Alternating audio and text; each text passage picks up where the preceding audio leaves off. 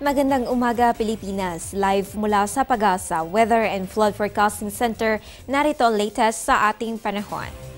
Inaasahang malulusa within 24 hours ang low pressure area na nasa loob ng ating area of responsibility. Huli itong namataan sa layong 135 kilometers, silangan po yan ng Tuguegarao City sa May Cagayan. Sa ngayon, nagdadala ito ng light to moderate rain showers dito sa May Cagayan Valley at Cordillera regions, habang ang Metro Manila at natitirang bahagi ng Luzon ay makakaranas naman na maulap na kalangitan na may mahihinang pag-uulan sa nihinaman ng northeast monsoon.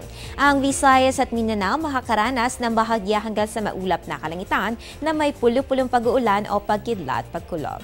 Iba pang balita aming hatid makalipas lamang ang ilang paalala.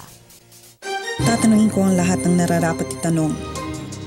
Tatanungin ko sina Manong at Manang, mga kaibigan at katrabaho, Si Obama at ang barangay tanod. tatanungin ko ang mga taong dapat tanungin para sa mga bagay na dapat ipaliwanag. Para sa bansang kailangan magtanong. para sa kinabukasan ng ating bayan.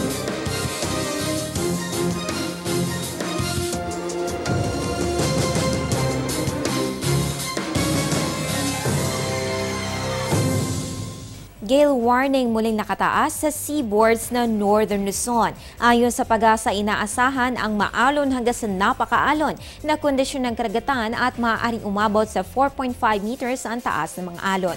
Delikado po ang maglayag sa mga nabanggit na baybayin dahil sa bugso ng northeast monsoon. At yan ang latest mula dito sa Pag-asa. Ugaliin mag-monitor ng weather conditions sa pamamagitan ng Panahon TV Facebook at Twitter accounts. Antabayan na rin ang aming susunod na update mamayang alas 10 ng umaga. Ang update na ito ay hatid sa inyo ng Panahon TV Express, kung saan walang pinipiling panahon ang pagbibigay impormasyon. Ako po ang inyong weather girl April Enerio. Magandang umaga.